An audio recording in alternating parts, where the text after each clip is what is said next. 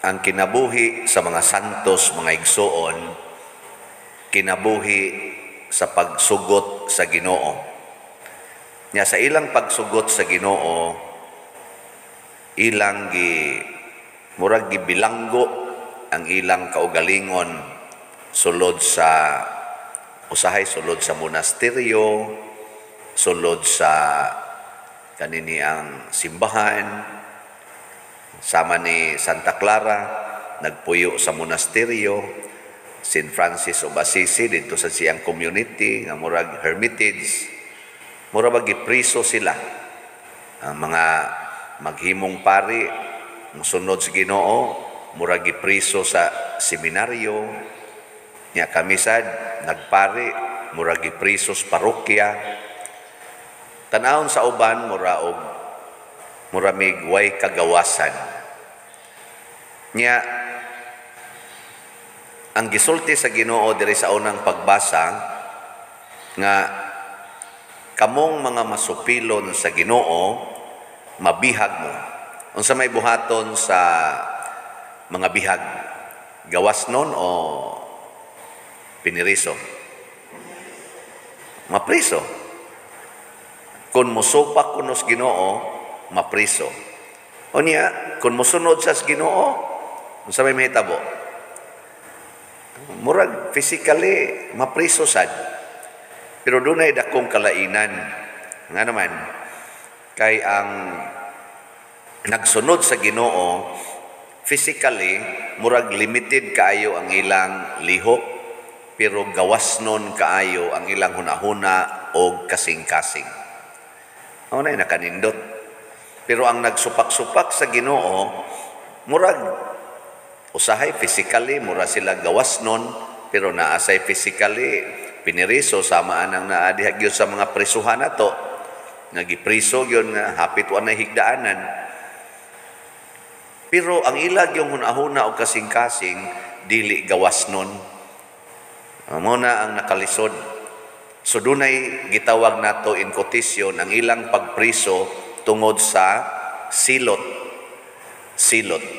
anang punishment.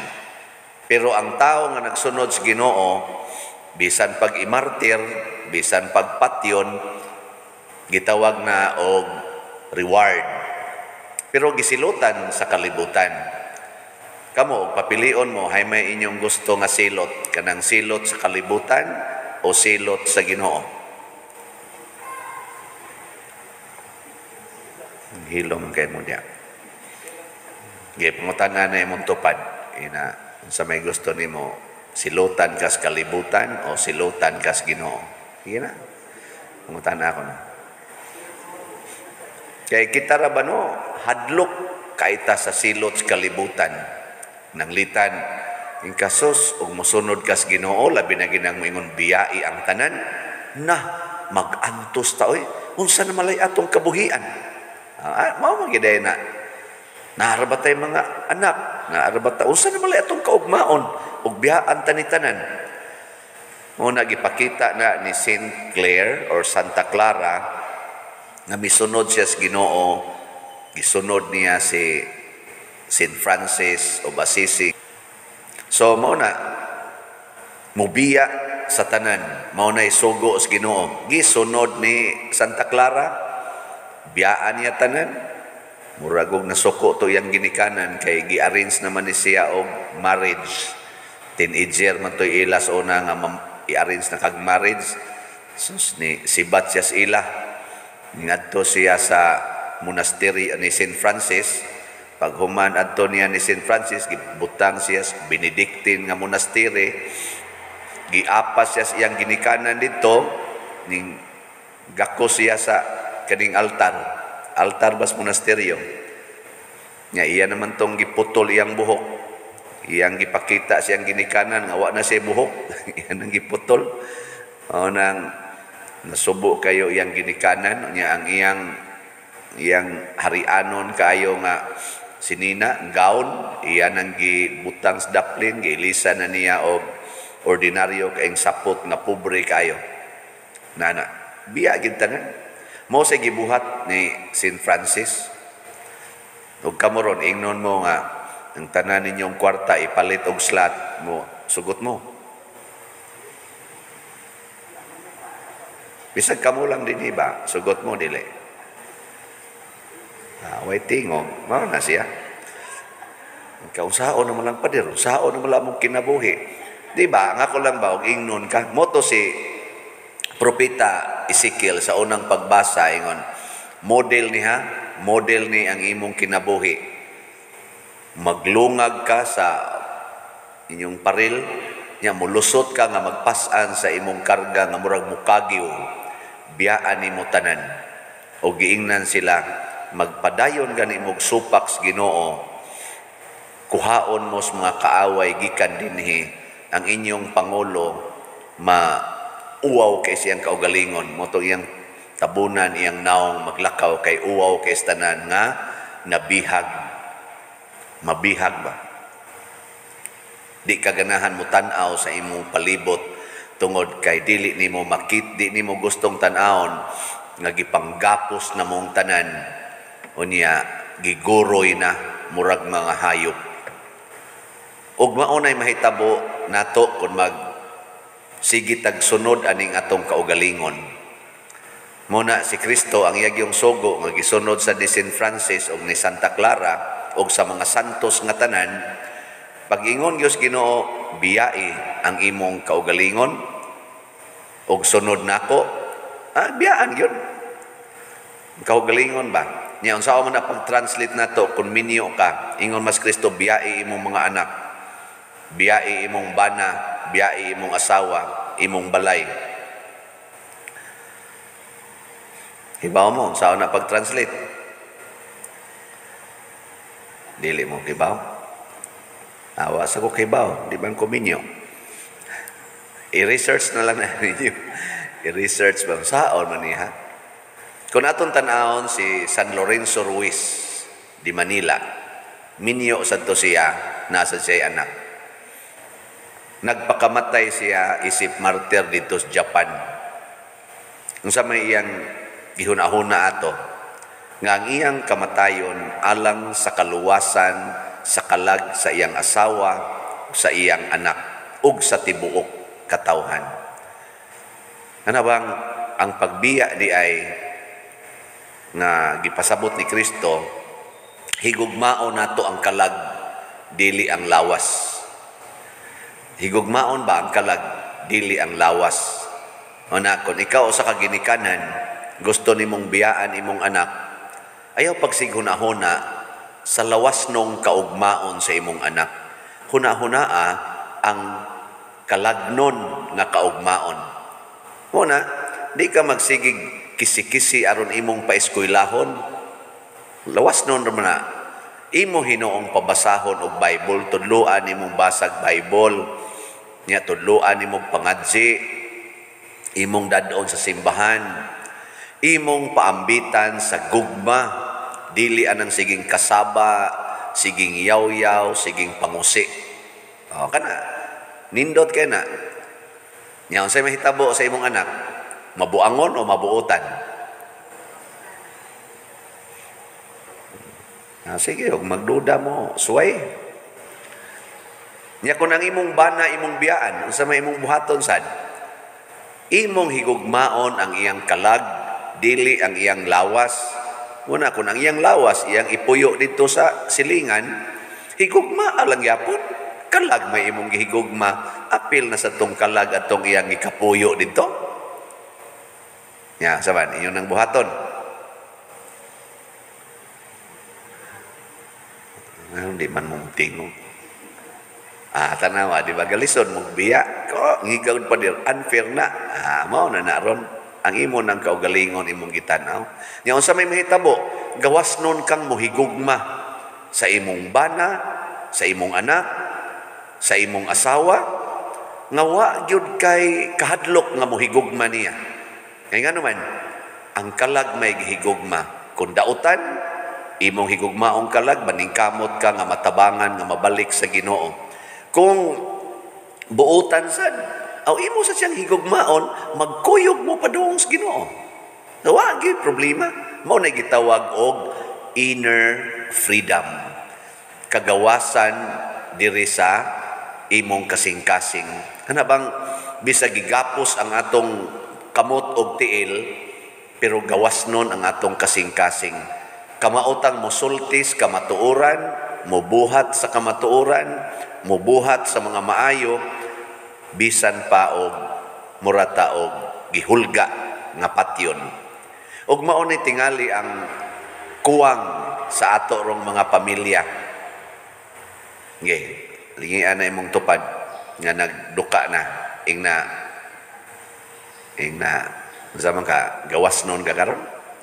Mutan na. Ingna gawas noon ka o nabilanggo. Kana bang magpanagan na kag sulti kay naay kahadlok. Kana di nakagawas noon ana. Magpanagan na kag agi anang dapita kay naa kay kontra. Di nakagawas noon. Inigsulti na to, ayaw sulti kay na mapatay gyud ka. Awa na, di nakagawas nun. No? Ana.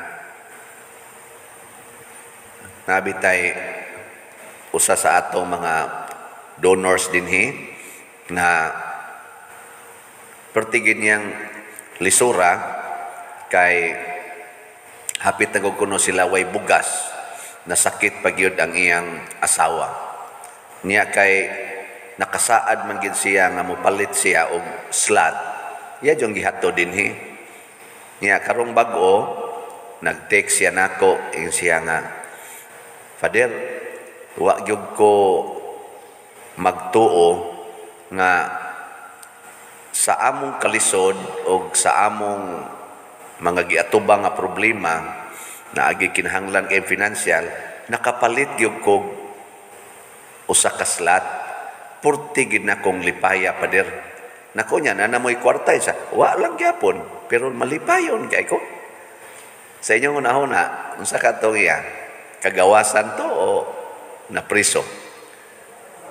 Kagawasan, kamao siyang mogastos iyang kwarta para sa Ginoo, nga way kahadlok unsa pay sunod. O wa pa jud ko'y tao nga nailhan nga ingon anig batasan nga nagkalisod sa ilang kinabuhi. Basta tinuod lang yun nga gawasnon nga muhatag sa Ginoo. Sa among panag-abot sa COVID kagabi sa among grupo, mo sanay among mga testimony dito nga kining pagbiya sa mga bisyo, pagbiya aning atong mga katagbawan nga lawasnon, muhatag nato og kahigayunan nga makasinati sa mga grasya nga dili na nato ma-imagine. Di na ma-imagine ba nga mangabot nga di na sad ta makaingon nga kuwang, di sad kay siya sobra.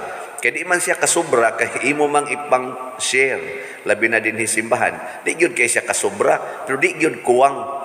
Pero ang nag-awas-awas ang kalipay. Kana bitang kalipay, kalinaw, mag-awas-awas gina siya. Pero ang kwarta, adi gina kasobra. Mao na gipuy-an nila ni Santa Clara o sa mga santos. Unsa gitoy atong tubag sa Salmo? Ayaw, hikalimti ang mga buhat sa Ginoo.